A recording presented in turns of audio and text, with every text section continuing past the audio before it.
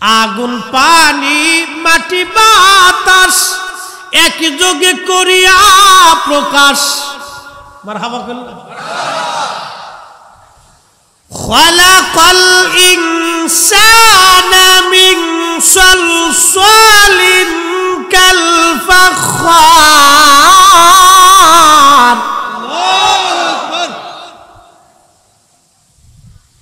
এই আয়াতে আল্লাহ বলেন আমি মানুষ বানাইছি খড়খড়া শক্ত মাটি দিয়া। সেই মানুষ ছিলেন আদম সফিউল্লাহ।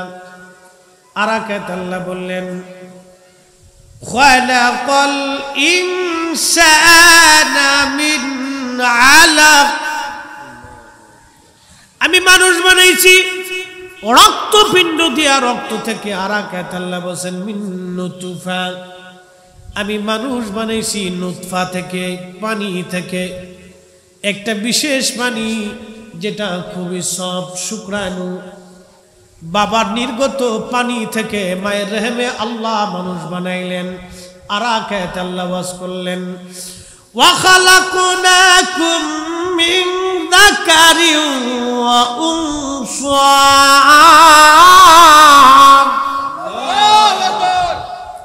আমি মানুষ বানাইছি একজন পুরুষ আর একজন নারী দিয়া। সেই পুরুষের নাম আদম, নারীর নাম মা হাওয়া। আদম আলাইহিস সালামকে আল্লাহ জান্নাতের মধ্যে বানাইলেন। পৃথিবীর সমস্ত মাটিগুলি নিয়ে বেহেশতের তাসনিম নদীর পানি দিয়ে খামির করা হলো।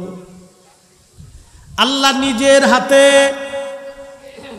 ইচ্ছা করে করে আদম সফিউল্লাহকে আল্লাহ বানাইলেন।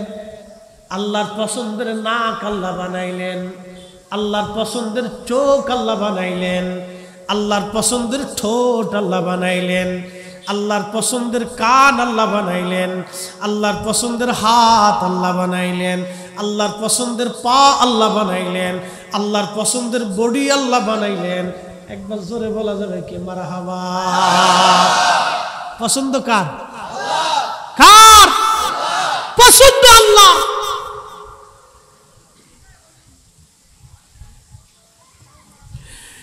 في أي سورة ما شاء।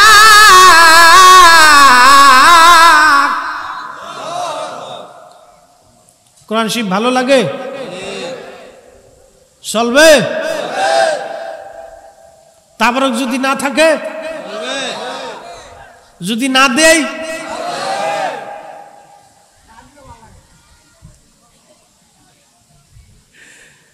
في أي سورة ما شاء ركبك।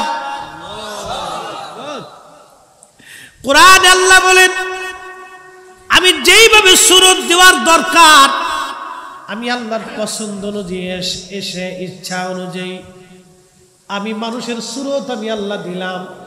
একজনের নাকের সাথে আরেকজনের নাকের কোনো মিল নাই। কি কথা কোন ঠিক কিনা? একজনের হাসির সাথে আরেকজনের হাসির কোনো মিল নাই। একজনের দাঁতের সাথে আরেকজনের দাঁতের মিল নাই। একজনের জিহ্বার সাথে আরেকজনের জিহ্বার মিল নাই। একজনের মনের সাথে আরেকজনের মনের মিল নাই। একজনের দেহের সঙ্গে আরেকজনের দেহের কোনো মিল নাই। একজনের দাড়ির সঙ্গে আরেকজনের দাড়ির মিল নাই। যত মানুষ তত কোয়ালিটি, যত মানুষ তত কোয়ালিটি, যত মানুষ তত কোয়ালিটি। এই কারিগরের নাম কি?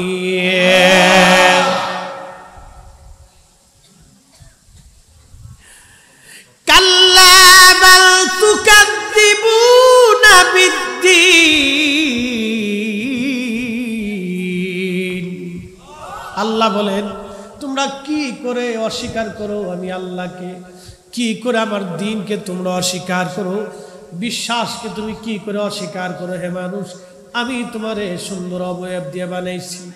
আল্লাহ যেইভাবে ত্বক দেওয়ার দরকার আল্লাহ বানাইলেন। আল্লাহর ইচ্ছা অনুযায়ী সুন্দর সুরত দিয়ে আল্লাহ মানুষ বানাইলেন। আল্লাহ মানুষ বানাইলেন। প্রথম যে মানুষ সেই মানুষের নাম আদম। এই জন্য আদম নবী সবচাইতে বেশি সুন্দর। আদম আলাইহিস সালামের চাইতে সুন্দর কোন মানব আল্লাহ তৈরি করেন নাই। হযরত ইউসুফ আলাইহিস সালাতু ওয়াস সালাম আদম আলাইহিস সালামের অর্ধেক সৌন্দর্য পেয়েছিলেন। আর নারী জাতির মধ্যে আম্মা জান হাওয়া উনার চাইতে সুন্দরী নারী জাতির মধ্যে কোনো নারীর জন্ম হয় নাই। আর কিয়ামত পর্যন্ত আমাদের মা জননী আম্মা জান হাওয়ার মতো এত সুন্দর আল্লাহ কাউকে বানাবে না। একবার জোরে বলা যাবে মারহাবা। আমরা দেশের বেডিরা খালি ওই যে কি কয়, এটার কি কয়, পাউডার পাউডার পাউডার, ও সাতা কিচ্ছু না, হুইতে খালি টলতে থাকে। কতটি দেখা যায় মনে হয় যে বেদ বেদে সাদা ময়দা, কি যে বাপ লইছি সুন্দর সাতা। আরে ময়দা মাখাইয়া যদি মানুষ সুন্দর হইতো, ফেরান লাভলি লাগাইয়া সোনু লাগাইয়া যদি মানুষ সুন্দর হইতো, তাহলে আফ্রিকার মানুষ কালা কে? ওই আসতে কোন কে জোরে কর। তার মানে সব বেডিকের পান পট্টি দিয়ে খালি কোম্পানি টিহা নিয়ে দান্দা।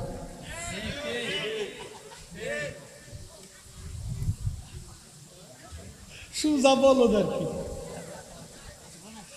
আপনার মুন্সিগঞ্জে তো বিদেশি টাকা পায়, ঘোরার দিন সাতার মনেই থাকে না, টাকাটা পাইলে ঘুরুত করে একটা দৌড় মারছে। খালি মার্কেট কোন সময় করবে এতে লেগে ফাগুন। হ্যাঁ মা বোনেরা, নারী জাতির সৌন্দর্য ওই আটা লিপস্টিক আটা সাতা বিজাবি সোনু পাউডারের ভিতরে সৌন্দর্য নাই। আমি আমার বোনকে বলে যাব, আল্লাহি বিল্লাহি তাল্লাহি, যদি নিজের চেহারাকে নুরানি বানাইতে চান, সুন্দর বানাইতে চান, আমি ফরিদি সাহেব আজকে থেকে আপনাদের জন্য ওষুধ দিয়ে গেলাম। ফজরের নামাজ থেকে আজকে থেকে শুরু করবেন, এশার নামাজ পড়বেন। যে বোন এশার নামাজ পড়েন নাই, ওযু করে এশা পড়বেন। ফজরের নামাজ থেকে চালু করবেন, নিয়ত করবেন, আল্লাহ যতদিন বেঁচে থাকবো আর এক ওয়াক্ত নামাজ আমি কাজা করব না। আর ওযু চলে গেলে আবার ওযু করব। আল্লাহর কসম করে বলি, এক সেকেন্ডের জন্য, এক দিনের জন্য আটা ময়দা সোনু পাউডার কিছুই লাগান লাগবে না। ওই নারী যদি সুন্দর না হয়, আমি ফরিদি নাম চেঞ্জ করে ওয়াজ বন্ধ করে দেব। এর চাইতে বড় চ্যালেঞ্জ আর আমার কাছে কিছু নাই। খুদার কসম করে বলতেছে, মহিলা নুরানি চেহারা হয়ে যাবে। যদি পর্দার ভিতরে চলে যায়, 5 ওয়াক্ত নামাজ পড়ে, ওযু গেলে আবার ওযু করে। বল হুজুর এটা কি করে সম্ভব? বলতেছি আপনাদের। আমাদের দেশে কিছু বুড়া মানুষ দেখবেন, বুড়া কালেও চেহারা সুন্দর থাকে। কথা কেন আসে না? কেন জানেন? অত্যধিক পরিমাণে ওযু করার জন্য, অধিক পরিমাণে সেজদায় থাকার জন্য। এমনি চেহারা সুন্দর হয়ে যাবে। বেডি খালি আলকাতরামা হইতেছে, কতটা দেখা যায় ভূতের মতো। ঢাকা আমার বসুন্ধরাতে, এই যে হাসনাবাদ বসুন্ধরা বাসা, মাঝে মধ্যে বাসার সামনে দিয়ে শুক্রবার হইলে বেডি সেডি, এই কোনটা ইজলে কোনটা বেডি বোঝা যায় না। বুড়া বেডি হেতাই আলকাতরামা হয়েছে, মেকআপ সেকআপ করে এমন ভাব লইছে, বুড়া ডি জোয়ান সাজছে। মায়ের সাথে মায়ের মার বাউ বেশি। কি কথা কন না কেন? মায়ের সাথে মায়ের বাউ বেশি, মায়ের বাউ বেশি, এতে আর এক বাউ দিয়ে লইছে। দেশে পাগল কত হয়েছে। শয়তানে হাসে আর কয়, ভাই তুই আমার খালা তো বোন লাগিস।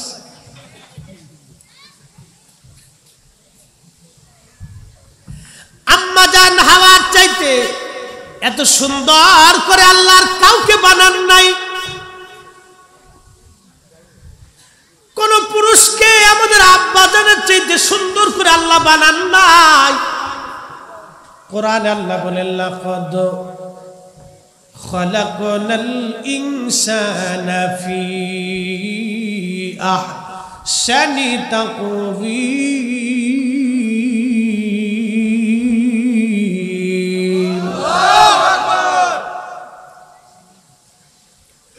কোরআনে আল্লাহ বলে, আমি মানুষ বানাইছি সুন্দর করিয়া।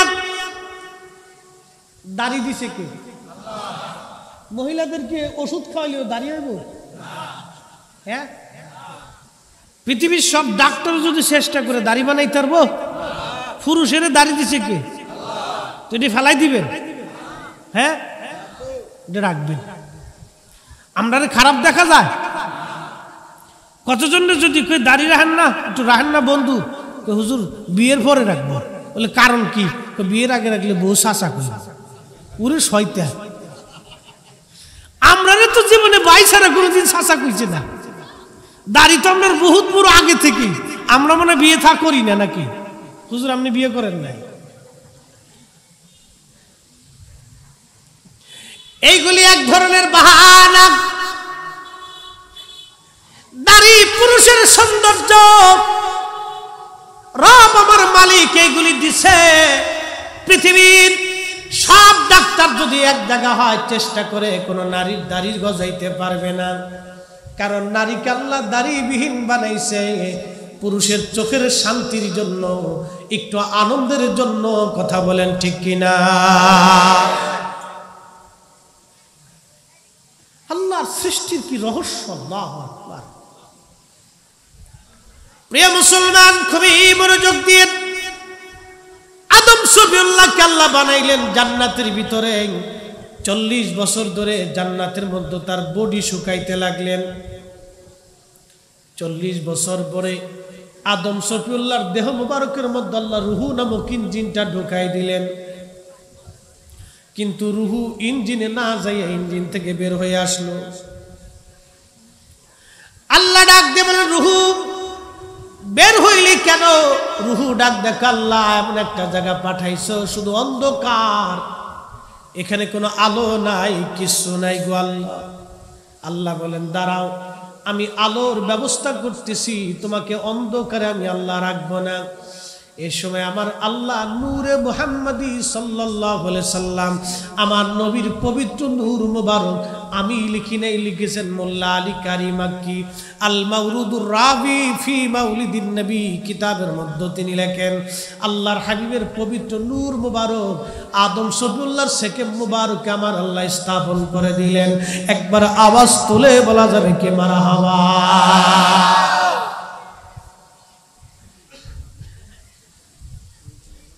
নূরে মুহাম্মাদি যখন আদম সফিউল্লাহর সেকেমে রূহ চলে গেল,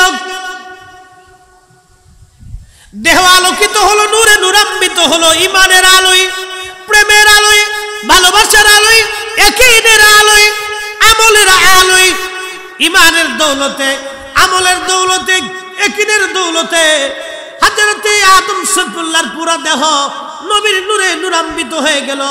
রূহ ভিতরে যে প্রবেশ করলো, চোখের আলো আলো আসলো, নাকে ঘ্রাণ আসলো, হাতে শক্তি আসলো, জবানে কথা আসলো, জিহ্বা লাড়াচাড়া দিল, হাত পা লড়তে লাগলো, শরীরে শক্তি আসলো, মগজে মেধা আসলো। সুবহানাল্লাহ বলবেন। আদম সফিউল্লাহ জীবন ফিরে পাইলেন, সেজদার মধ্যে পড়ে গেলেন, হাসি দিলেন। আদম আলাইহিস সালাম সেজদা থেকে উঠলেন। বাজান খুব মনোযোগ দিয়ে শুনে যান, আদম সফিউল্লাহকে আমার আল্লাহ রাব্বুল আলামিন পরিপূর্ণ জীবন আমার আল্লাহ দিলেন। আচ্ছা বলেন, এই জীবনের মালিক কে? যদি হুকুম হয় নিয়ে যাবে কে? সেজদা হবে কার? জিকির হবে কার? ইবাদত হবে কার? আল্লাহ আল্লাহ আল্লাহ আল্লাহ আল্লাহ। এই জন্য আল্লাহ বলছেন, কুল, হুজুর আপনি বলে দেন, ইন্না সলাতি ওয়া নুসুকি ওয়া মাহইয়ায়া ওয়া মামাতি লিল্লাহি রাব্বিল আলামিন।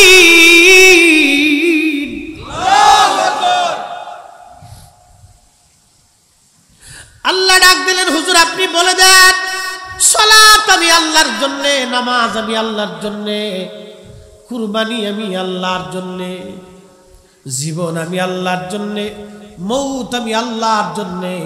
আজকে আমরা মাহফিলে বসলাম আল্লাহর জন্য, ওয়াজ শুনলাম আল্লাহর জন্য, একত্রিত হলাম আল্লাহর জন্য। মাহফিল আমার যুবকগুলি অনেক পরিশ্রম করে ওরা সাজাইলো, এই যে ওরা 50, 60, 100 জন যুবক মিলে আজকের এই নবীর এশকে রাসূলের মহব্বতে নবীর আগমনের মিলাদের মাহফিল তারা দিয়েছে। বলেন আপনারা খুশি না বেজার? আল্লাহ বুঝি বেজার হইছে না? আচ্ছা, তাহলে এই মাহফিলটা কার জন্য? এটা আল্লাহর জন্য। এই মাহফিল আল্লাহর জন্য। দলিল আমি পরে আসতেছি। আদম সফিউল্লাহর কথা বলি। আদম নবী জান্নাতের ভিতরে জীবন ফিরে আসলো।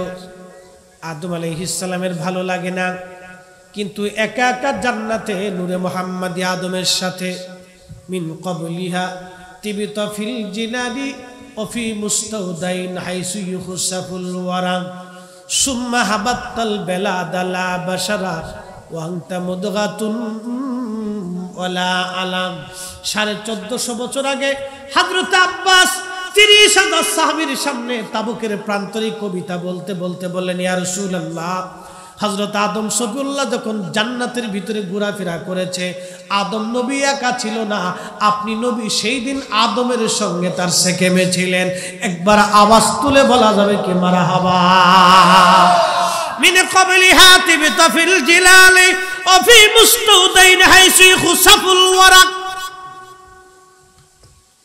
1450 বছর আগে নবীর চাচা হযরত আব্বাস রাদিয়াল্লাহু আনহু বলে, হুজুর, আদম নবী যখন একা একা জান্নাতের ভিতরে একা একা ঘুরে, আদম নবী একা ছিল না, আপনি নবী আদমের সঙ্গে ছিলেন। আসতে হলো না? আজকে আপনাদেরকে সুযোগ দিতেছি না, তারপর যাই পাবেন একটু কষ্ট করেই নিয়ে। হকের স্লোগান, এটা কিন্তু ইমানের দাবি। পৃথিবীতে সবাই হক বলতে পারে না, আর হকের পক্ষে সবাই থাকতে পারে না। কি কথা কোন ঠিক কিনা? হকের পক্ষে কথা বলতে সাহস লাগে, হকের পক্ষে স্লোগান দিতে সাহস লাগে, হকের পক্ষে দাঁড়াইতে কলিজা লাগে, নবীর পক্ষে থাকতে তকদির লাগে, ভাগ্য লাগে, রাসূলুল্লাহর পক্ষে থাকা এটা নসিব লাগে, নবীর ইজ্জতের পক্ষে থাকা নসিব লাগে। সবার নসিব এটা হয় না। হাত উঁচা করে বলেন ঠিক কিনা?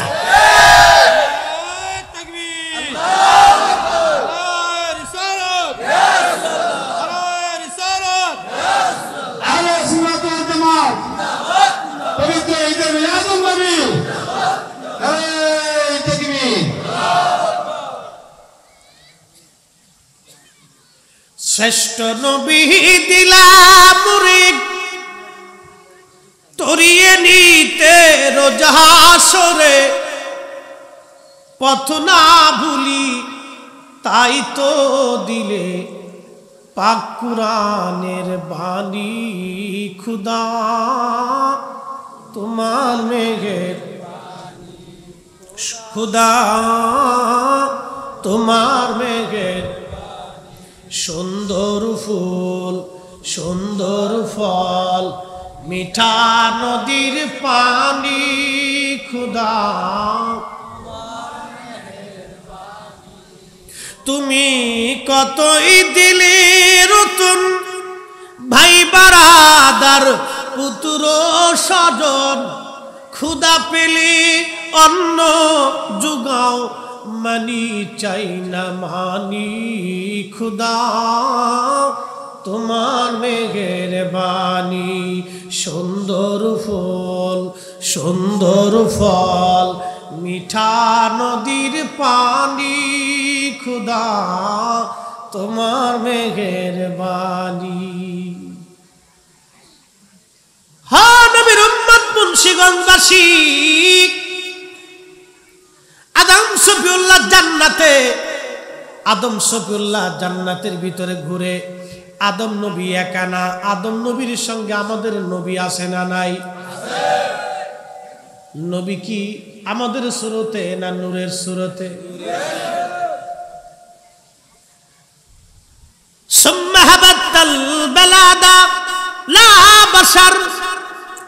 নবীজির চাচা বলেন, হুজুর, এরপর আদম সফিউল্লাহ দুনিয়াতে আসলো, আপনি তখন না ছিলেন মানুষ, ওয়ালা মুদগাতুন, না রক্তপিণ্ড, ওয়ালা আলাক না আপনি গোশতখণ্ড, ওয়ালা আলাক না রক্তপিণ্ড।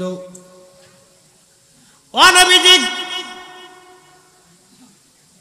আপনি সেই দিন নূরে মুহাম্মাদি আদম সফিউল্লাহ জান্নাতে একা একা ভালো লাগে না। আদম আলাইহিস সালামের মন বেজার, এই জন্য আব্বাজানের বয়স হয়েছে, বিয়ে হবে, কিন্তু আব্বার ভালো লাগে না। ও মুরব্বীরা কথা শুনে যান, ছেলে মেয়ে উপযুক্ত হইলে বিবাহ দেওয়া নবীর সুন্নত। মারহাবা কর। ফুলা মানে ঠিক কই কে মতলব বালা না দেখতেছি। ছেলে মেয়ে উপযুক্ত হলে বিবাহ দেওয়া নবীর সুন্নত, নাইলে দেখবেন ভাগা ভাগা করে মন নিয়ে ঘুরে, ভাল লাগে না। আমরা আব্বা জান আদম আলাইহিস সালাম জান্নাতে ভালো লাগে না একা একা। আব্বাজান ঘুমায়, আমার আল্লাহ বাম পাজরের একটা বাঁকা হাড় নিয়ে আল্লাহ একজন নারী তৈরি করলেন, আমরার মা আম্মা জান হাওয়া আলাইহিস সালাম। অনেক সুন্দর করে আল্লাহ বানাইলেন, নেগেটিভ আর আমরা হলাম পজিটিভ। পজিটিভ আর নেগেটিভ আল্লাহ বানাইলেন। আদম নবী ঘুম থেকে উঠে দেখে জান্নাতে তার পাশে একজন সুন্দরী সুরুষী রূপসী পাশে বসে রয়েছে। জান্নাতি পোশাক পরাইয়া ঘন্টা মুড়ি দিয়ে আল্লাহ রাখছে। ঘুম থেকে উঠা আদম আলাইহিস সালাম আর দেরি করে নাই, ব্যাপার কি আমার পাশে বসে রয়েছে নেগেটিভ, দেখতে আমার মতোই দেখা যায় কিন্তু নেগেটিভ। দেখতে গেছে কাপড় উষা করে, দেখি এটা কেডা। আল্লাহ ডাক দিলে আদম অপেক্ষা করো, দেখার আগে তোমার বিয়ে করাইতে হবে, বিয়ে পড়াইতে হবে। আদম নবী ডাক দেখ আল্লাহ বিয়ে কি? আল্লাহ ডাক দিলেন আদম অপেক্ষা করো, ফেরেশতারা যাবে, তোমাদের শাদী পড়ানো হবে। জোরে বলা যাবে কে মারহাবা। এই আমার দিকে তাকান। আদম আলাইহিস সালাম আগে দেখতে গেছে, এই জন্য পুরুষের অভ্যাস খালি ফুসি দেয়। এই কথা কর না, এই পুরুষ জাতির অভ্যাস, এই খালি আগে বেডি করে দেখতে চায়। আব্বাজান ওই প্রথমেই জান্নাতের ভিতরেই ফুসি দিতে গেছে, খেলাই দেখি তো। এই জন্য বেড়াকার অভ্যাস হলো খালি ফুসি মারা। এই জন্য আল্লাহ আইন করে দিয়েছে, ওদের মাথার থেকে পা পর্যন্ত বুরকা দিয়ে ঢাইকে দে। কি কথা কর না, ফর্দা আল্লাহ ফরজ করে দিছে। আর আমরা দেশের বেডিরা উন্না থেকে পিছে, বেডি থেকে সামনে, বাপ একটা লইয়া আলতা শুরু মাখাইয়া, লিপস্টিক টিপস্টিক লাগাইয়া শুন শুন ঢিংডুম ঢুংডুম করতে করতে রাস্তা দিয়ে হাঁটে।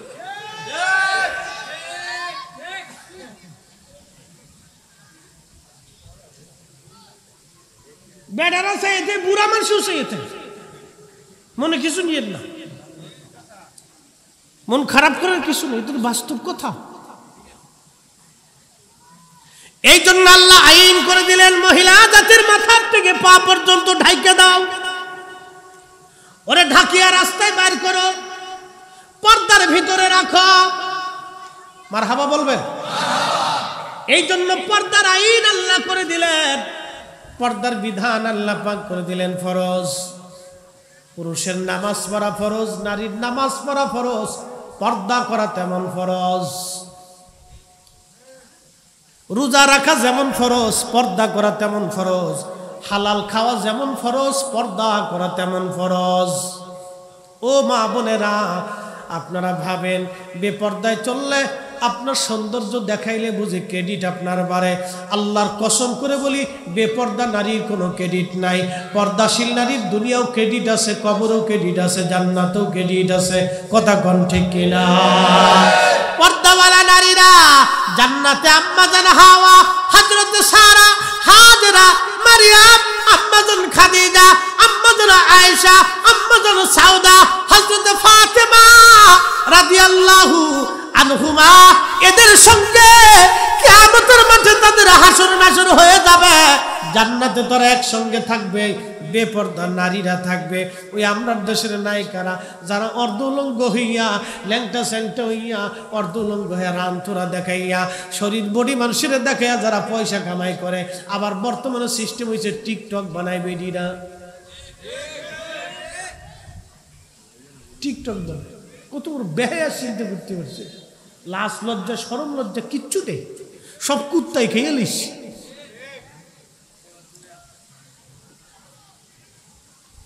হ্যাঁ নারী সমাজ শুনিয়া যান, আদম সফিউল্লাহ আল্লাহ ডাক দিছে, আদম বিয়ে করতে হবে তোমাকে, শরীয়তের একটা আইন তোমাকে মানতে হবে। এই জন্য প্রথমত ছেলে মেয়েরা উপযুক্ত হলে বিবাহ দিয়ে দিবেন, ছেলে মেয়েরা উপযুক্ত হলে বিবাহের ব্যবস্থা করে দিবেন। বাজান খুব মনোযোগ দেন। হযরত আদম সফিউল্লাহ জান্নাতের মধ্যে ফেরেশতারা আসে বিয়ে পড়ানোর জন্য। আদম তো জীবনে কোনোদিন বিয়ে থা করে না, আজকে প্রথম বিয়ে, প্রথম বিয়ে। আমরা দেশে বিয়ের মতো ডেক্সেট বাজছিল, যে বাড়িতে বিয়ে হয় সর্বনাশ তুফান উঠে ফেলেছি, শয়তানে খালি লাশে আর ওরে সর্বনাশ খালা তো ভাই বিয়ে করতেছে। সারা এলাকার মানুষ ডিজের চোটে ঘুমাইতে পারে না, অশান্তি বাদায় ফেলে। আল্লাহর ঘর মসজিদ পর্যন্ত ওদের কাছ থেকে নিরাপত্তা নেই। শরীয়তের আইন অনুযায়ী রাসূলের সুন্নাহ মোতাবেক যে বিয়ে হয় না, ওই বিয়ের ভিতরে বরকত হয় না। কথা কোন ঠিক কিনা? রাসূলের সুন্নাহ অনুযায়ী বিয়ে করবেন, সুন্নত অনুযায়ী। সুন্নতি বিয়ে তো মুসলমান জানেই না, সুন্নতি বিয়ে মুসলমান করবারই চাই না, সুন্নতি বিয়ে মুসলমান বুঝতেই চেষ্টা করে।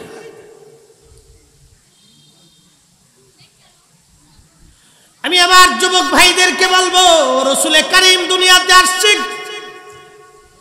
মিলাদুন নবীতে আমরা যেমন খুশি, নবী পাইয়া খুশি, নবী পাইয়া যদি খুশি হই, নবীর আদর্শ পাইয়া খুশি হওয়া লাগবে। কি কথা বলেন ঠিক কিনা?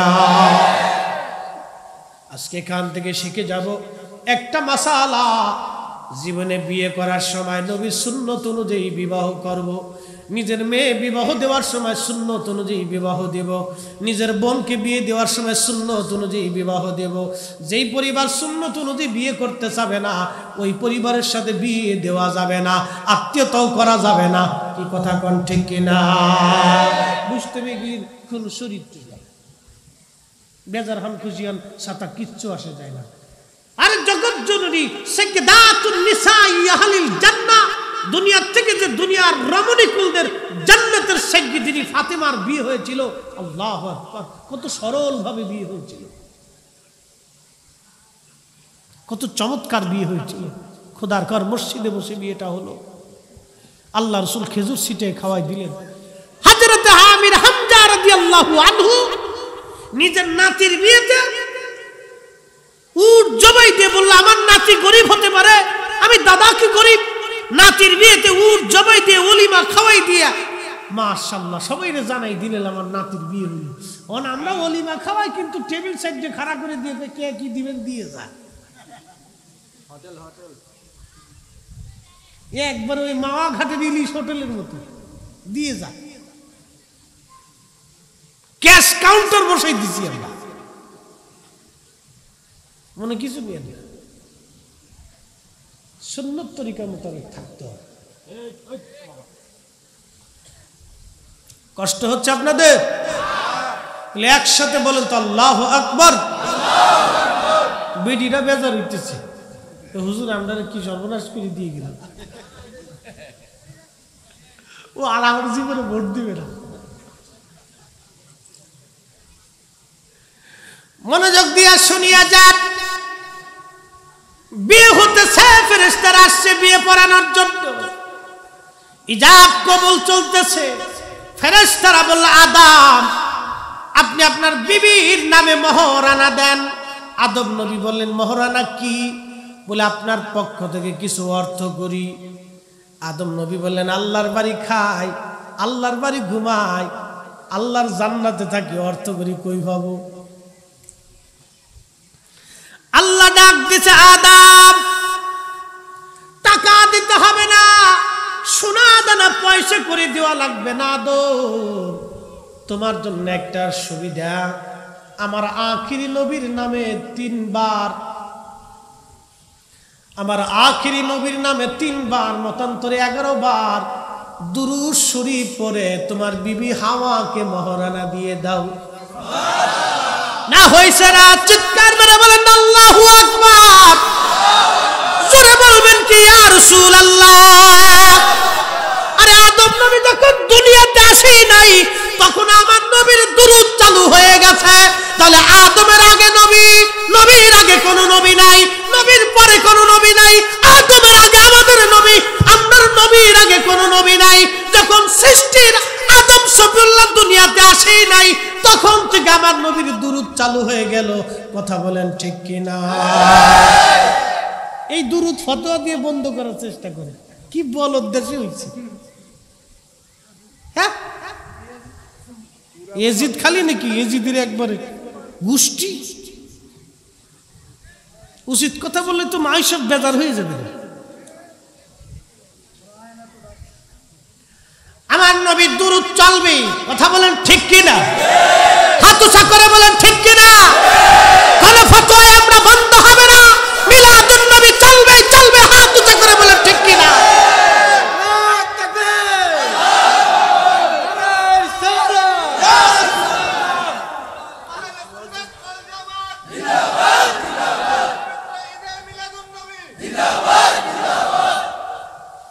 ত্রিভুবনের প্রিয় মুহাম্মদ এলো রে দুনিয়ায় রে। সাগর আকাশ বাতাস দেখবি যদি আয় রে। সাগর আকাশ বাতাস দেখবি যদি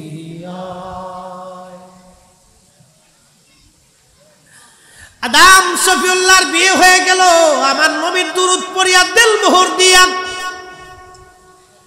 কথাগুলি শুনে যান মুন্সিগঞ্জের মুসলমান। মাছে জিকির করে কার? গাছে জিকির করে কার? পশু পাখিরা জিকির করে কার?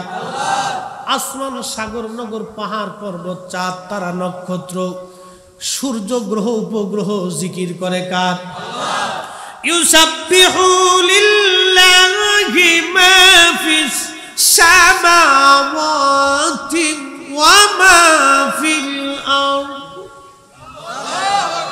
আল্লাহ বলেন হাবিব, সৃষ্টির মধ্যে যা আছে সব জিকির করে আমার তাসবিহ আমি আল্লাহর পরে। তাহলে সৃষ্টির মধ্যে সব জিকির করে আল্লাহর। এবার বলেন তো আল্লাহ জিকির করে কার? কোরআন আল্লাহ বললেন ইন্নাল্লাহা ওয়া মালাইকাতাহু ইউসাল্লুনা আলান নবী। নিশ্চয় আল্লাহ এবং ফেরেশতারা আমার নবীর শানে দুরূদ পড়ে। তার মানে বোঝা গেল আল্লাহ আমার নবীর স্মরণ করতেছে এবং করতে থাকবে।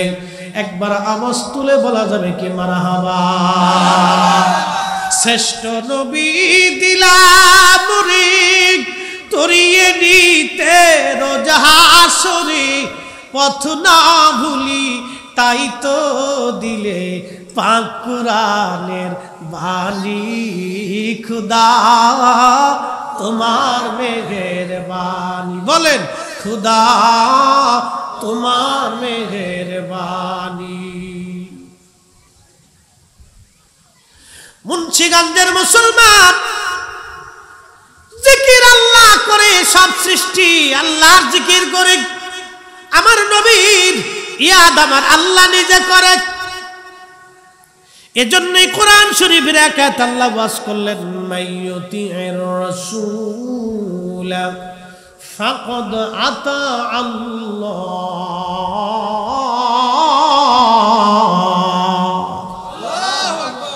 আল্লাহ বলেন হাবিব উম্মতকে জানান, আমার বান্দাদেরকে জানায় দেন, কেউ যদি আপনি নবী মানে তাহলে আমি আল্লাহ মানা হয়। আপনি নবীর ইত্তেবা করলে আমি আল্লাহর ইত্তেবা হয়ে যায়। আপনি নবী খুশি করলে আমি আল্লাহ খুশি হয়ে যায়। আপনি নবী ভালোবাসলে আমি আল্লাহ ভালোবাসা হয়। আপনি নবীর পক্ষে থাকলে আমি আল্লাহর পক্ষে থাকা হয়। এই জন্য কবরে নামানোর সময় একটা দোয়া পড়া হয়, বিসমিল্লাহি ওয়ালা মিল্লাতে বিএনপি, বিসমিল্লাহি ওয়ালা মিল্লাতে জাতীয় পার্টি, বিসমিল্লাহি ওয়ালা মিল্লাতে কাদেরিয়া, বিসমিল্লাহি ওয়ালা মিল্লাতে চিশতিয়া, বিসমিল্লাহি ওয়ালা মিল্লাতে রাসূলুল্লাহ। নবীর দল, নবীর দল, নবীর দলে থাকলে আল্লাহর দল হয়। যে নবীর দলে থাকে না সে আল্লাহর দলে থাকে না। যে নবী ভালোবাসে না সে আল্লাহ ভালোবাসে না। যে নবী মানে না সে আল্লাহ মানে না। যে নবী তাজিম করে না সে আল্লাহকে তাজিম করে না।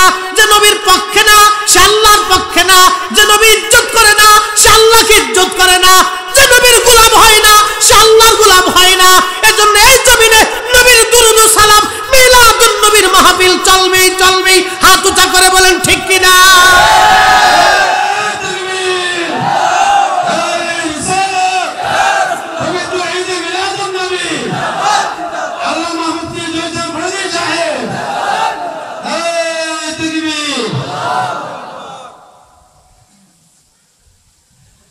আল্লাহকে যে পাইতে চায়, হযরতকে ভালোবেসে, আরশ কুরসি লৌহ কলম না চাহিতেই পেয়েছে সে।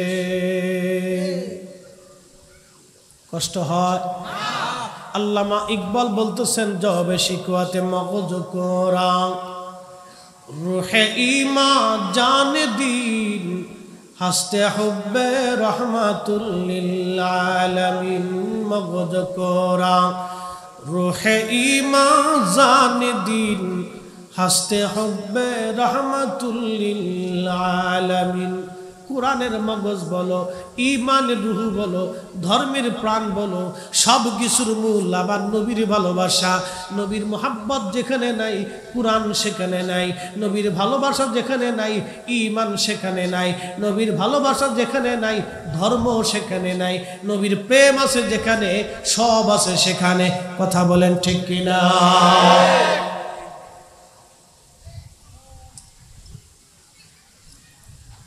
ও মুসলমান, খুবই মনোযোগ দিয়ে শুনিয়া যান। আদম শফিউল্লাহ জান্নাতে, মা হাওয়া, দুইজন জান্নাতের মধ্যে আল্লাহ পাক সব ফেরেশতাদেরকে ডাকলেন। আদম শফিউল্লাহকে সামনে দিলেন। সামনে দিয়ে আমার আল্লাহ বলেন, উসজুদু লিয়া আদম, ও ফেরেশতারা তোমরা আদমের দিকে তোমরা সেজদা দাও। ও ফেরেশতারা তোমরা আদমের দিকে সেজদা দাও। বিশ্ববিখ্যাত ইমাম শাকাবি লেখেন, মসজুদ ছিল আল্লাহ কিন্তু সেজদার মালিক ছিল আল্লাহ। কেবলা ছিল আদম। কেবলা হলো আদম, মসজুদ হলো আল্লাহ। আদম শফিউল্লাহর দিকে সব ফেরেশতারা সেজদার মধ্যে পড়ে গেল, ইল্লা ইবলিস। ইবলিস একমাত্র সেজদা দিল না। আল্লাহ ডাক দিলেন, ইবলিস কেন সেজদা দিলি না? ইবলিস ডাক দিয়ে বলল, রব ওরে বানাইছো মাটি দিয়া, আমারে বানাইছো আগুন দিয়া, ওর থেকে আমি উত্তম। অতএব উত্তম হইয়া অধমরে কি করে সেজদা দিব? আল্লাহ বলেন, দূর হ, আমি আল্লাহ পাক, আমার জায়গা পাক। তুই ইবলিস অহংকার করার কারণে হয়ে গেলি না পাক। এই জন্য একটা কথা সারা জীবন মনে রাখবেন, অন্তরে যেন কোনো অহংকার না আসে। ক্ষমতার অহংকার, পয়সার অহংকার, এলেমের অহংকার, জমিদারির অহংকার, আর আপনার পৃথিবীর কোনো বিষয়ের অহংকার যেন আপনার অন্তরে না আসে। যদি অহংকার অন্তরে একবার আসে তাহলে আপনার জীবন বরবাদ। অহংকার যাতে না আসে মুসলমান। শয়তানের অন্তরের মধ্যে অহংকার এসে গেল। আল্লাহ বলেন, আমি পাক, আমার জায়গা পাক। আরে ইবলিস, তোর জায়গা হবে না।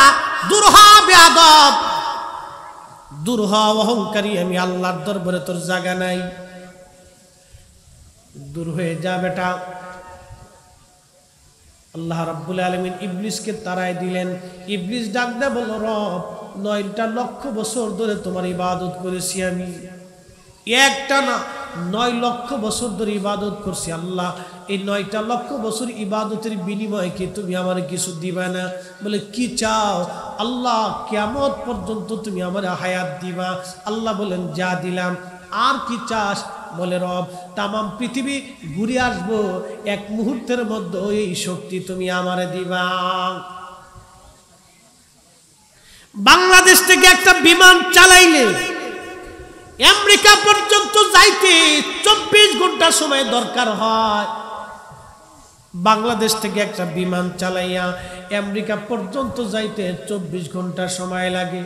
ও মুসলমান, কিন্তু আজাজিলের আমেরিকা থেকে বাংলাদেশে আসতে 48 ঘন্টা লাগে। 1 সেকেন্ডের ভিতরে তামাম পৃথিবী ঘুরে আসে। 1 সেকেন্ডের মধ্যে তামাম পৃথিবী ঘুরে আসে। আমি আরো সহজ করে দিই, আমার হাতে মোবাইল, এই মোবাইলের মাধ্যমে, হোয়াটসঅ্যাপের মাধ্যমে, ইমোর মাধ্যমে, ভিডিও কলের মাধ্যমে আপনি এখান থেকে নেটওয়ার্ক লাগাইলেন, ফোন দিলেন আপনার বন্ধুর মোবাইল আমেরিকায়, আপনার ছবি যাবে, আপনি নিজে যাবেন, আপনার কথা যাবে, আপনার হাসি যাবে, কান্না যাবে, আপনার লাড়াচাড়া সব চলে যাবে তরঙ্গমালার ভিতর দিয়া। এই মুন্সিগঞ্জের টাওয়ার ঢাকার টাওয়ারে পাস করবে, ঢাকার টাওয়ার বঙ্গবন্ধু স্যাটেলাইটে পাস করবে, বঙ্গবন্ধু স্যাটেলাইট আমেরিকান স্যাটেলাইটে পাস করবে, আমেরিকান স্যাটেলাইট আর আপনার বন্ধুর মোবাইলে পাস করে দিবে। এই বাংলাদেশ থেকে আমেরিকা নামক একটা মহাদেশে আপনার বন্ধুর মোবাইলে আপনার ছবি চলে গেল, আপনার ভিডিও চলে গেল, আপনার চেহারা চলে গেল, আপনার কথা গেল। সময় নিল বিজ্ঞান মাত্র 1 সেকেন্ড।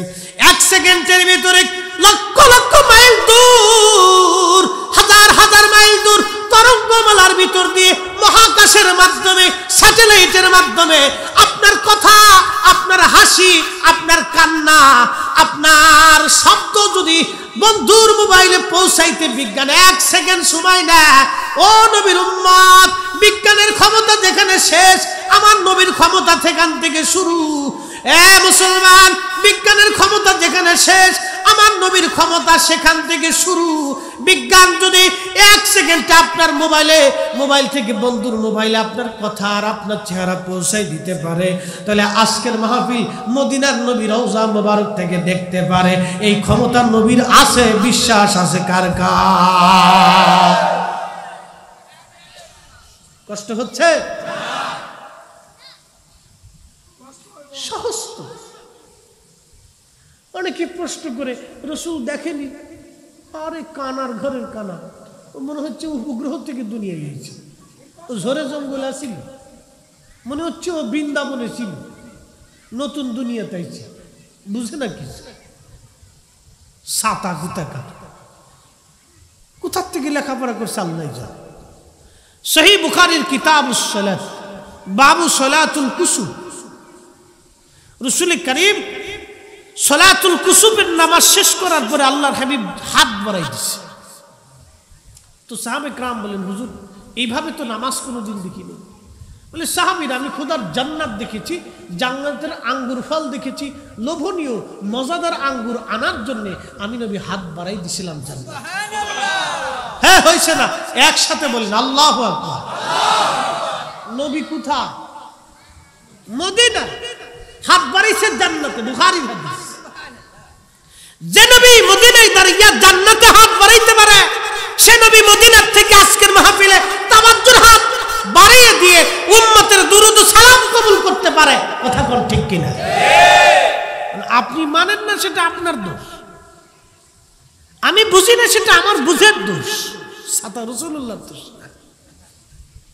আল্লাহ রসুলের জায়গায় আছে, উনি মহান ইজ্জতওয়ালা।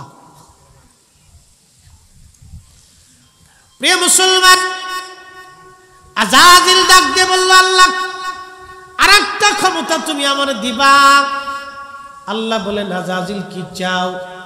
বলে, রব তোমার বান্দার শিরার ভিতর দিয়ে ঢুকে, রক্তের চলাচলের ভিতর দিয়ে ঢুকে আমি তোমার বান্দার কালবের মধ্যে বসে বসে ধোঁকা দিব। নামাজ পড়িস না, রোজা রাখিস না, হারাম খা, ঘুষ খা, সুদ খা, মাথায় বাড়ি দে, অন্যের মাল ছিনে এনে মালে ভেজাল দে, মালে কম দে, ফলে ফরমালিন দে, মাছে ওষুধ দে। আমি এইভাবে তোমার বান্দার ধোঁকা দিয়ে দিয়ে দিয়ে দিয়ে জাহান্নামী বানাবো। আল্লাহ তোর ইজ্জত জালালের কসম, আমি আজাজিল তোর একটা বান্দাকেও জান্নাতে আমি ঢুকতে দেব না।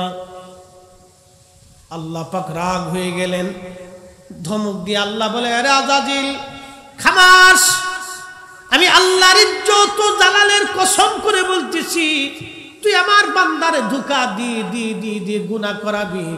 আর আমার বান্দা আমি রব্বে কারিমের দরবারে তওবা করে ক্ষমা চাবে, ক্ষমা চাইতে দেরি হবে, আমি আমার বান্দার জীবনের গুনাহগুলি মাফ করতে দেরি করব না।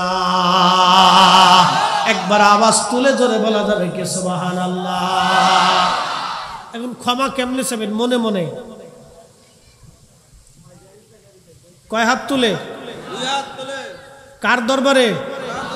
রব্বানা যালামনা আনফুসানা ওয়া ইল্লাম তাগফির লানা ওয়া তারহামনা লানাকুনান্না মিনাল খাসিরিন। ক্ষমা যখন আপনি চাবেন তখন আল্লাহ মাফ করে দিবেন, কিন্তু শয়তান চায় এই মুনাজাত যাতে বন্ধ হয়ে যায়। এই কথা কন না কে? এই জন্য একদল ফতোয়ায় নামছে, কয় এগুলি বেদাত, এগুলি বেদাত কইয়া বন্ধ করার উদ্দেশ্যে নামছে। তার মানে সুন্নি মুসলমান কপালে শনি আছে, সতর্ক যদি না হন ভবিষ্যৎ বড় অন্ধকার। দোয়া যদি বন্ধ হয় আপনার কপাল পুড়বে, আপনার 14 গোষ্ঠীর কপাল পুড়ে যাবে, আপনার বাপ মারও কপাল পুড়বে। বলে হুজুর কারণ কি? দোয়া আল্লাহর দরবারে ভিখারি বেশে হাত না তুললে, ক্ষমা না চাইলে আমার মালিক মাওলা ক্ষমা করবে না। শয়তানের চ্যালেঞ্জ বান্দা ধোঁকা দিয়ে দিয়ে জাহান্নামী বানাবো, আর আল্লাহর চ্যালেঞ্জ আমার বান্দা ক্ষমা চাবে, আমি আল্লাহ ক্ষমা করে দিব। একবার চিৎকার মেরে বলেন আল্লাহু আকবার। আল্লাহুম্মা সাল্লি মাশাআল্লাহ, আল্লাহু আকবার। আওয়াজ তুলে ওয়ালা আলি সাইয়্যিদিনা।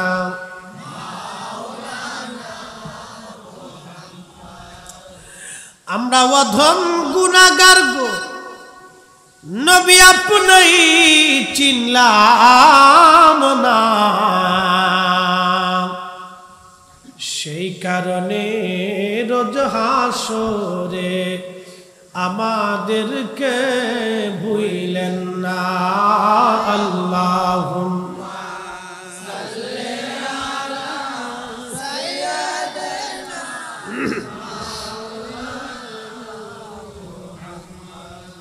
ওয়া আলা আলি সাইয়্যিদিনা।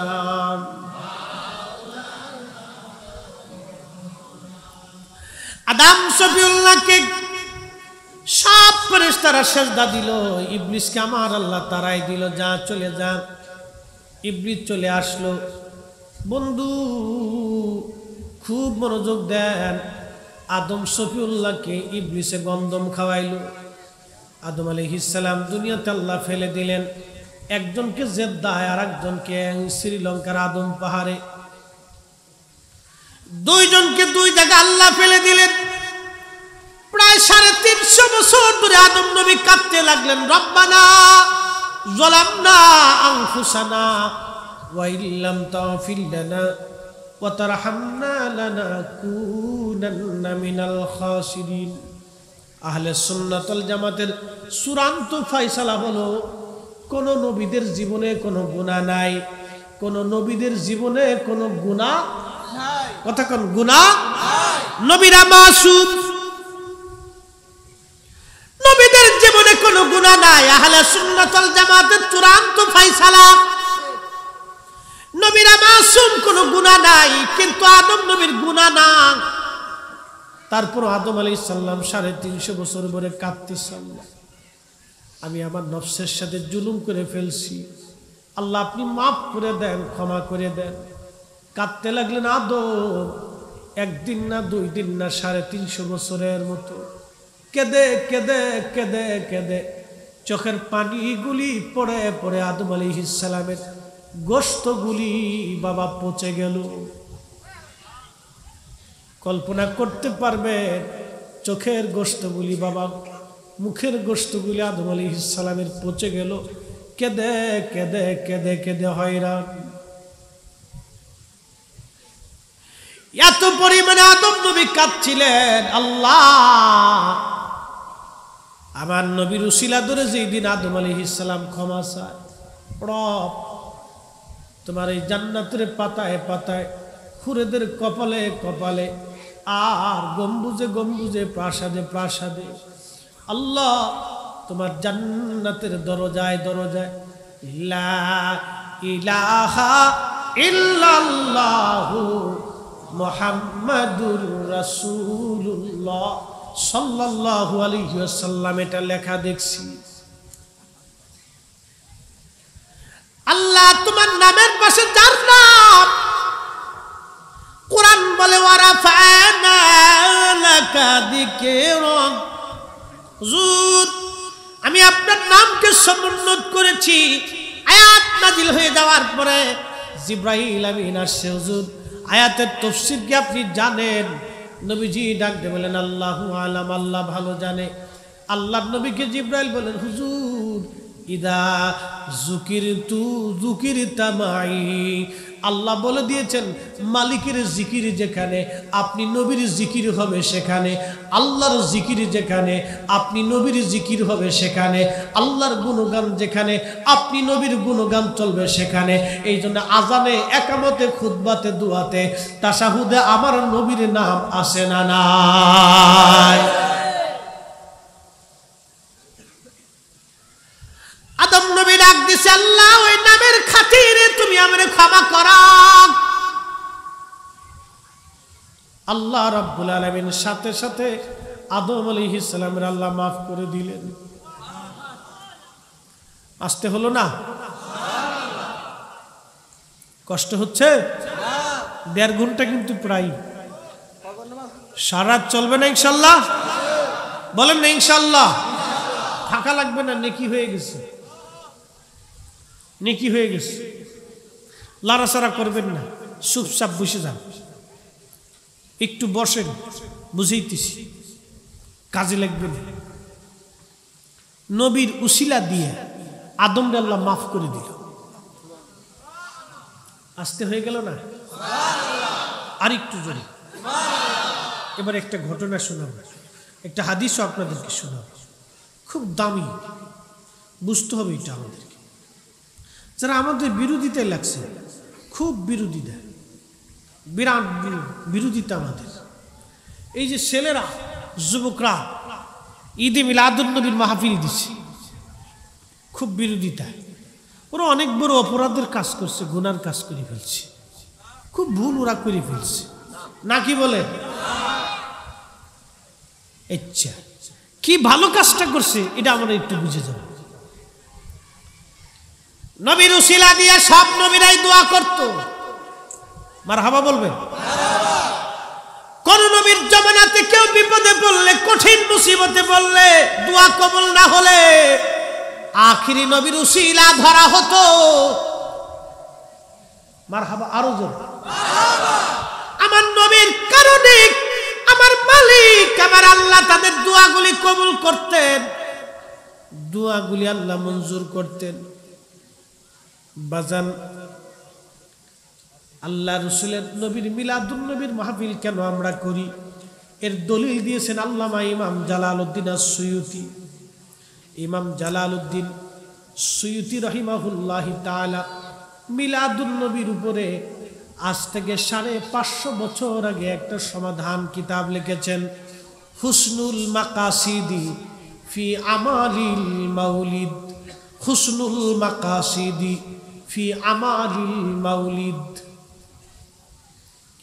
এই কিতাবের মধ্যে বিশ্ববিখ্যাত ইমাম সুয়ুতি, যিনি 2 লক্ষ হাদিসের হাফেজ ছিলেন, বাবা 9ম শতাব্দীর জমানার মুজাদ্দিদ মিল্লাত ছিলেন।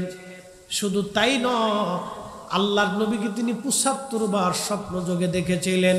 ৩৩ বার জাগ্রত হালতে রুহানি সুরতে আমার নবীর সঙ্গে দিদারে মুস্তাফা তার নসিব হয়েছিল।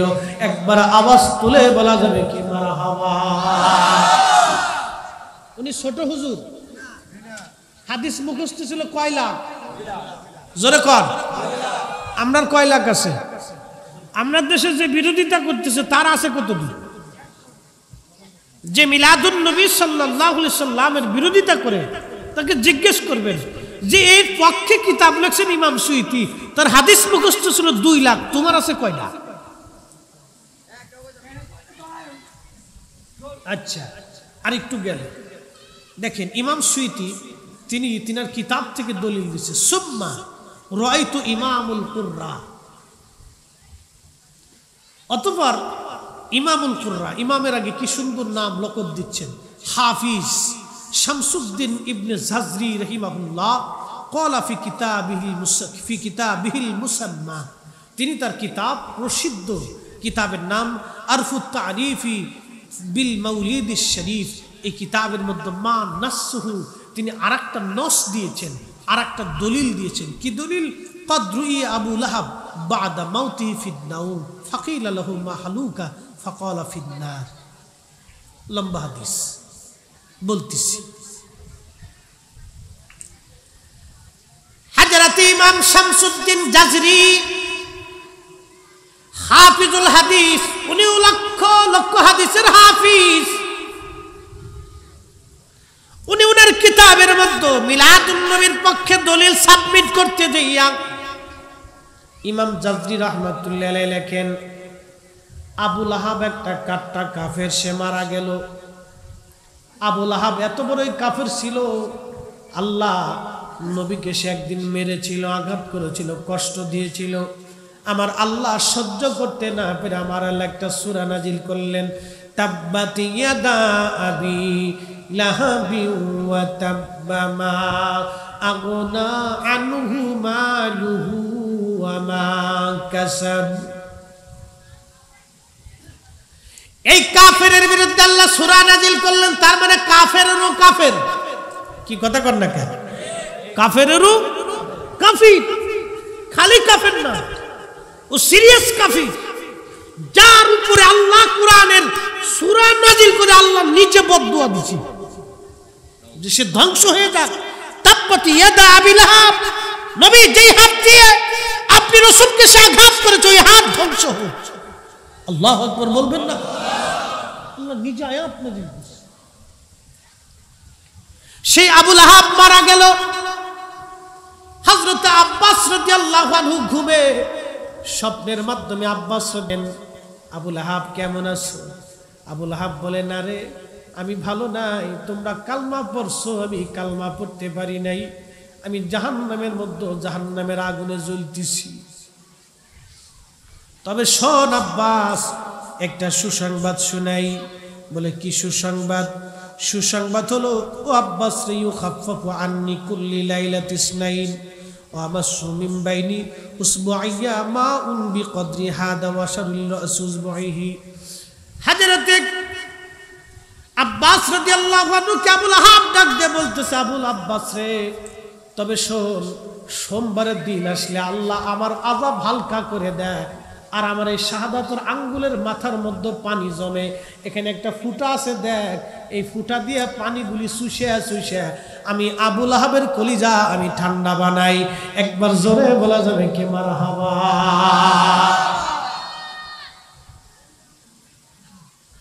বুঝা যায় না? আসতে হলো না? বুঝা যায়?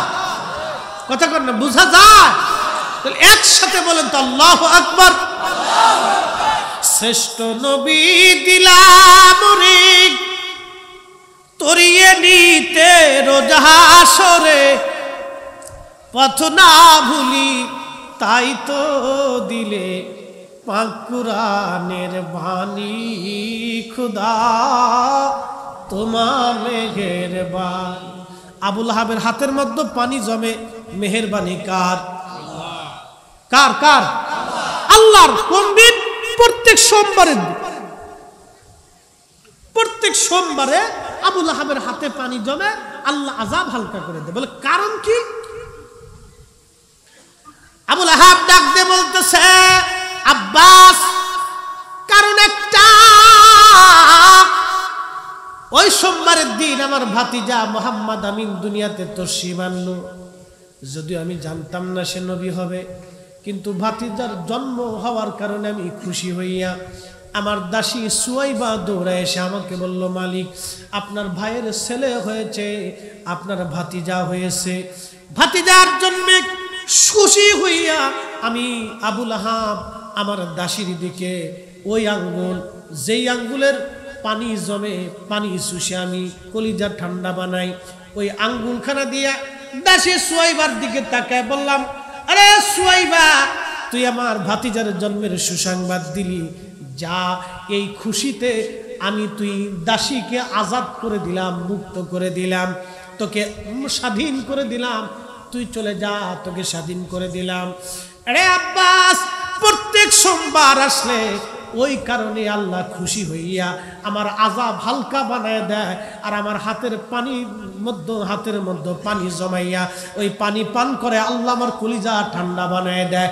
একমাত্র আমার আখিরি নবীর কারণে খুশি হইয়া আবু লাহাবের মতো কাট্টা কাফের যদি আযাব মাফ করায় নিতে পারে, তাহলে আমরা নবীর আগমনে খুশি হইয়া মিলাদুন নবীর মাহফিল দিয়া মানুষের খাওয়াইয়া ওয়াজ নসিহত করাইয়া জিকির আজগার করাইয়া নবীর আগমনে খুশি হওয়ার কারণে আল্লাহ আমাদের জীবনের গুনাহ মাফ করাইয়া আমরাও আল্লাহ জান্নাতি বানাইতে পারে। কথা কোন ঠিক কিনা? দলিল আমি দেইনি, দলিল দিয়েছেন ইমাম জাজরি এবং ইমাম সুয়ুতি রাহিমাহুল্লাহ। তিনারা লিখতেছেন কি চমৎকার, আল্লাহু আকবার। ফাইদা কানা আবু লাহাবুল কাফির আল্লাযী نزل القرآن بدمه زوزي في النار بفراحه ليلة مولد النبي صلى الله عليه وسلم به، فمحال المسلم الموحد من أمة النبي صلى الله عليه وسلم يسر بمولده ويبذل ما تسيل إليه قدرته في محبته صلى الله عليه وسلم لأمر إنما يكون جزاؤه من الله الكريم أن يدخله بفضله جنات النعيم। একসাথে জোরে বলা যাবে না মারহাবা? না আরো জোরে বলেন আল্লাহু আকবার। ইমাম জাজরি, ইমাম নাসিরউদ্দিন দামিশকি, তিনি আল মাওরিদুস সাদি ফি মাউলিদিল হাদির মধ্যে তিনিও লিখতেছেন, হ্যাঁ, আবু লাহাবের কারণে যদি রাসূল করিম খুশি হওয়ার কারণে, আসার কারণে, সে শাহাদাত আঙ্গুল দিয়া দাসী আজাদ করার কারণে যদি আল্লাহ তার হাতের আঙ্গুলে পানি জমাইয়া সোমবারের দিন আল্লাহ আযাব হালকা বানাইতে পারে, আরে রাসূলুল্লাহর মহব্বতে মিলাদুন নবীর মাহফিলে কেউ যদি খরচ করে, সহযোগিতা করে, ইন্তজাম করে, পরিশ্রম করে, খাটনি খাটে, ইমাম জাজরি, ইমাম সুয়ুতি, ইমাম নাসিরউদ্দিন দামিশকির মতো বিশ্ববিখ্যাত হাফিজুল হাদিস, যারা লক্ষ লক্ষ লক্ষ লক্ষ হাদিস যাদের মুখস্থ ছিল, ও জমানার মুজাদ্দিদ ছিল, ও জমানার আল্লাহর নবীর আশিক ছিল, হর হামেশা দিদারে মুস্তাফা যাদের নসিব হতো, তারা বলতেছে যদি রাসূলুল্লাহর মিলাদুন নবীর মাহফিলের কারণে, খুশি হওয়ার কারণে, মহব্বত দেখানোর কারণে, সদকা করার কারণে, মানুষ খাওয়ানোর কারণে, জিকিরের কারণে, ইবাদতের কারণে, সন্তুষ্টির কারণে, নবীর সম্মান প্রচারের কারণে আল্লাহ রাব্বুল আলামিন বান্দাদের জীবনের গুনাহকে মাফ করে জান্নাতুন নাঈমে আল্লাহ বান্দাদেরকে মাফ করে দিয়ে জান্নাতুন নাঈমে আল্লাহ তাদের জায়গা করে দিবে। চিৎকার করে বলা যাবে না মারহাবা? কত বড় বড় ইমামরা ফতোয়া দিছে। এখন ভাই কেউ মানলেও ভালো, না মানলেও ভালো, কি কথা কর না, ঠিক কিনা? কেউ মানেও যদি কিয়ামত পর্যন্ত রাসূলের প্রশংসা যদি কেউ না করে, তো নবী যে হাবিবুল্লাহ এখান থেকে নিচে নামবে? রাসূল করিম রাহমাতুল লিল আলামিন এখান থেকে নিচে নামবে? এত বড় বড় ইমামরা মিলাদুন নবীর পক্ষে, আমরা মিলাদুন নবীর পক্ষে, হাত উঁচা করে বলেন ঠিক কিনা? মোহতারাম উপস্থিতি, আদম সফিউল্লাহ ক্ষমা হয়ে গেল, আবু লাহাবের মতো কাট্টা কাফের সোমবারের দিন আযাব হালকা হয়ে গেল রাসূলুল্লাহর কারণে। আল্লাহর নবীর ইজ্জতের দিকে তাকাইয়া। অতএব আপনাদেরকে অনুরোধ করব, রাসূলের ইজ্জতের পক্ষেই থাকার চেষ্টা করবেন। আল্লাহ প্রত্যেক বান্দাকে যেন মঞ্জুর করেন, বলেন আমিন। প্রিয় মুসলমান, কমিটির পক্ষ থেকে বারবার অনুরোধ, হুজুর হযরত বেলালের একটু ওয়াজ আমাদেরকে শোনাবেন। হা হা, বেলালের ওয়াজ কেমনে শোনাবো? বেলাল তো একজন আশিক রাসূল, 10 মিনিট সময় দেওয়া যাবে না ইনশাআল্লাহ? যারা বলেন না ইনশাআল্লাহ? হ্যাঁ শেষ। আর না ওয়াজ আমি যা করার করছি, তাহলে মিলাদুন নবী চলবে না হয় না? আরো জোরে বলেন, চলবে? এই বছর চলছে, আগামী বছর বন্ধ হবে না, কি বলেন? চলবে চলবে চলবে। আরে আবু লাহাবের আযাব যদি হালকা হয় তো আপনার পিতামাতা 14 গোষ্ঠীর কবর আল্লাহ জান্নাতের বাগান বানাবে। কথা কোন ঠিক কিনা? কার কারণে? আমাদের কারণে না, নবীর কারণে। নবীর কারণে, নবীর কারণে। বুখারীর হাদিস বলছি, আইম্মে কেরামের কিতাবের হাওয়ালা দিছি। এই সবকটা কিতাব আমার বাড়িতে, আমার বাসায় ঢাকাতে আছে, গাড়িতেও মাঝে মধ্যে রাখি, লাগে। মনোযোগ দিয়ে, মোহাব্বত একটা আলাদা বিষয়, দলিল দিয়ে মোহাব্বত হয় না। সাহাবীরা রাসূলের কাছ থেকে ভালোবাসা নিয়েছিল, নবীকে তারা ভালোবাসত দলিল দিয়ে না। প্রশ্ন করতে পারেন, হুজুর দলিল কেন হবে না? যদি দলিল চান তাহলে হানজালার কাছে আগে দলিল চান। ও গসলুল মালায়েকা, তুমি কোন দলিলে বিনা গোসলে উহুদে গেছিলা বলে দিয়ে যাও। কথা ঠিক কি না? যদি রাসূলের মহব্বতের ব্যাপারে দলিল চান, যে দলিল দিতেই হবে, তাহলে হানজালার কাছে জিজ্ঞেস করেন, হানজালা কোন দলিলে তুমি ফরজ গোসল বাদ দিয়া উহুদের ময়দানে গেলা? দলিল দিয়ে যাও। মালিক ইবনে সানানাকে জিজ্ঞেস করেন, ও মালিক তুমি নবীর রক্ত পান করলা, কোন দলিলে বলে দিয়ে যাও। হযরত ওয়াসাল কারনিকে বলেন, ওয়াসাল কারনি কোন দলিলে তুমি দাঁত বাংলা? দলিল দিয়ে যাও। তাদের একটাই কথা, কোন দলিল নাই, নবীর মহব্বতের দলিলের উপরে আর কোন দলিল হতে পারে না। কথা বলেন ঠিক কিনা? যে যাহারে ভালোবাসে, আমার পীর মুর্শিদ গাইতেন, যে যাহারে ভালোবাসে সে তো কবু ভুলে না। যে যাহারে ভালোবাসে সে তো কবু ভুলে না। রাসূল তোমায় ভালোবাসে, রাসূল তোমায় ভালোবাসে, তুমি তারে ভুইলো না। যে যাহারে ভালোবাসে সে তো কবু ভুলে না।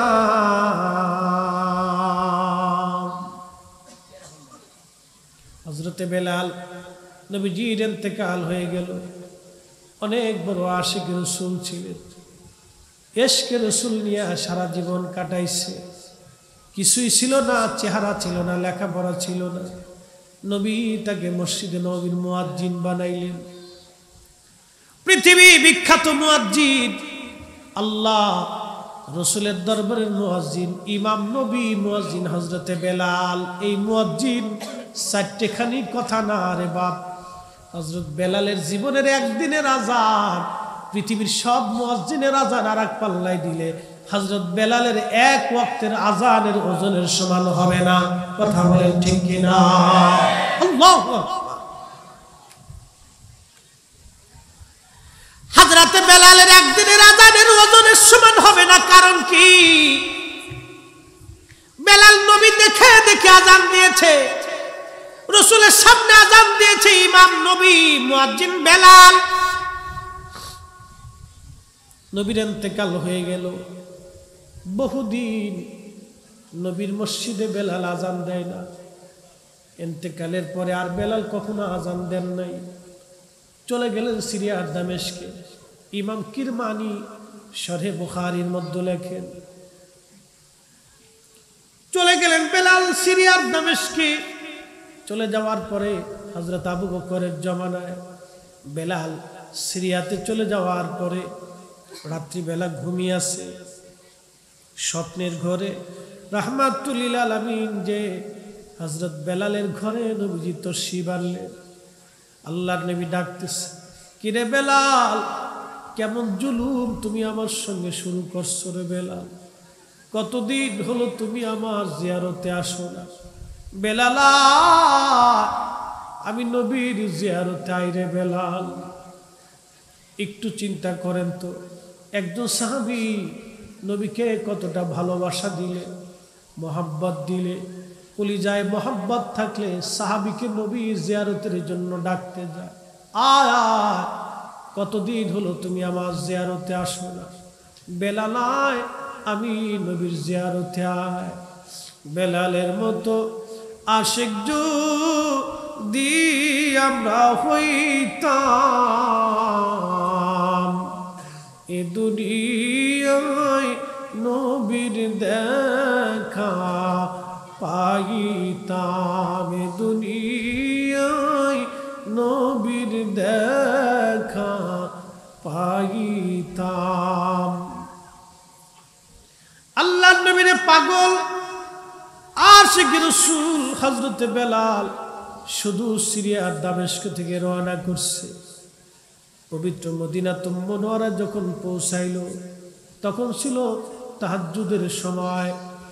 রওজা শরীফের জালি মোবারক কাঠ দিয়ে ঘিরা, ওই জালি মোবারকের সঙ্গে মাথা ঠেকাইয়া বেলাল গুন গুন করে কাঁদে আর বলে, ইয়া রাসূলুল্লাহ, নবী গো, গোলাম হাজির হয়ে গেছে, ইয়া রাসূলুল্লাহ, গোলাম হাজির, আপনি আসতে বলেছিলেন, আমি আসছি। ইয়া রাসূলুল্লাহ, গোলাম হাজির হয়ে গেছে, আপনি আসতে বলেছিলেন, আমি বেলাল আপনার কদম মোবারকে আসছি গো নবীজি। বসে বসে বেলাল কাঁদতেছিল। রওজা মোবারক দেখে বেলাল সহ্য করতে পারত না। ইমাম কিরমানি শরহে বুখারীর মধ্যে লেখেন, হযরত বেলাল স্থির থাকতে পারতেন না। নবীজির স্মৃতি বিজড়িত জায়গাগুলি দেখে বেলালের বুক ফেটে আসতো। এই জন্য মদিনায় বেলাল আর থাকতে পারেন নাই। বিরহ যন্ত্রণা, বিরহ বেদনা বেলাল সহ্য করতে পারেন নাই। নতুন মুয়াজ্জিন আসছে আজান দেওয়ার জন্য, এসে দেখে রে নবীর মুয়াজ্জিন রওজা মোবারকের পাশে বসে বসে কাঁদে। ডাক দিয়ে বললেন, মদিনাবাসী শুনছো, নবীর মুয়াজ্জিন বেলাল ফিরে আসছে। সারা মদিনার ঘর থেকে সাহাবীরা বের হয়ে মসজিদে নববীতে হাজির হইয়া দৌড়ায় চলে আসছে। হাজার হাজার সাহাবী মসজিদে নববী ভরে গেছে। বেলাল আজান দেয়, বেলাল রে, কতদিন হলো তুমি আমরারে সেই আজান শুনাও না, যে আজান নবীরে শুনাই তার বেলাল, সে আজান আমরারও আবার শুনো।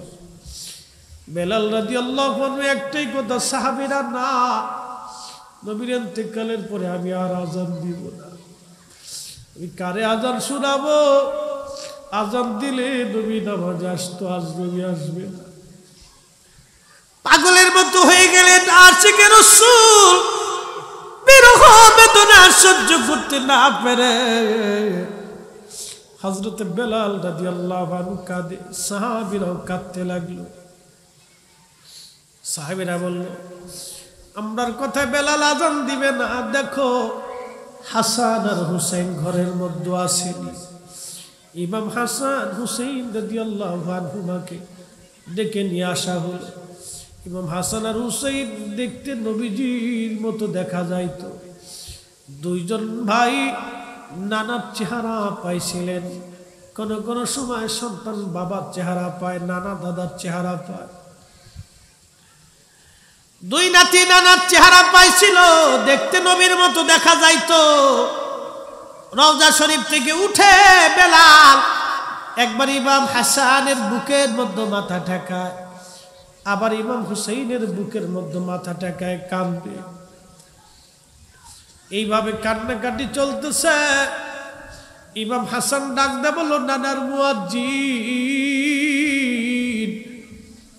যেই কণ্ঠ দিয়া নানারে আজান শোনাইতা গো নানার মুয়াজ্জিন, আজকে তুমি তাড়াতাড়ি যাও, আমি হাসান বলতেছি, নানারে যেইভাবে আজান শুনাইতা সেইভাবে আজানদারে আজান শুনাই যাও, সেইভাবে আজকে আপনার আজান শোনাও নানার মুয়াজ্জিন। সহ্য করতে পারেন নাই আশিকে রাসূল বনু নাজ্জার গোত্রের এক মহিলার ছাদ ছিল মসজিদ নববীর পাশেই, উঁচু ঘর। এই উঁচু ছাদের উপরে দাঁড়াইয়া বেলাল আজান দিতেন। এটাই ছিল তৎকালীন জমানার মিনারা। সুনানু আবু দাউদের 519 নম্বর হাদিস। আজান দেওয়ার আগে, ফজরের আগে বেলাল একটা দোয়া পড়তেন, আল্লাহুম্মা ইন্নী আহমাদুকা ওয়া নাস্তাঈনুকা আলা কুরাইশ আইয়ুকিমু দীনাক। এই দোয়াটা পড়ার পরে বেলাল আজান দিত। কিন্তু বড় আফসোস, আজকে আমাদের দেশে ফজরের নামাজের আগে, আজানের আগে ঘুমের দোয়া পড়া হয়, ঘুমের দোয়া পড়া হয়। হযরত বেলাল এই দোয়া পড়েন নাই। হযরত বেলাল ওই মহিলার ছাদের উপরে যে আজান শুরু করলেন, আল্লাহু আকবার আল্লাহু আকবার।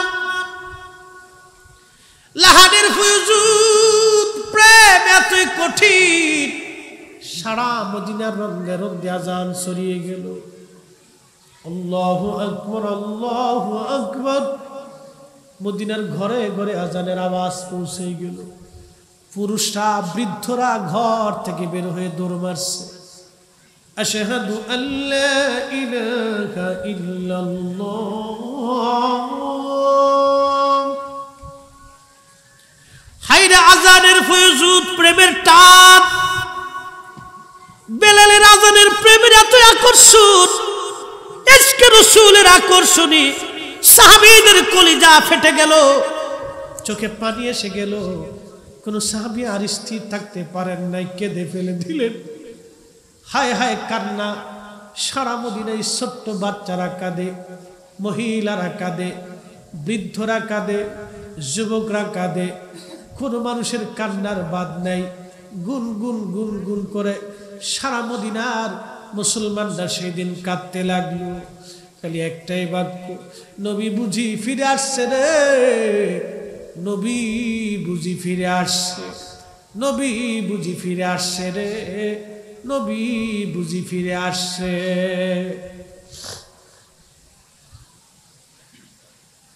হযরত বেলাল আশহাদু আল্লা ইলাহা ইল্লাল্লাহ।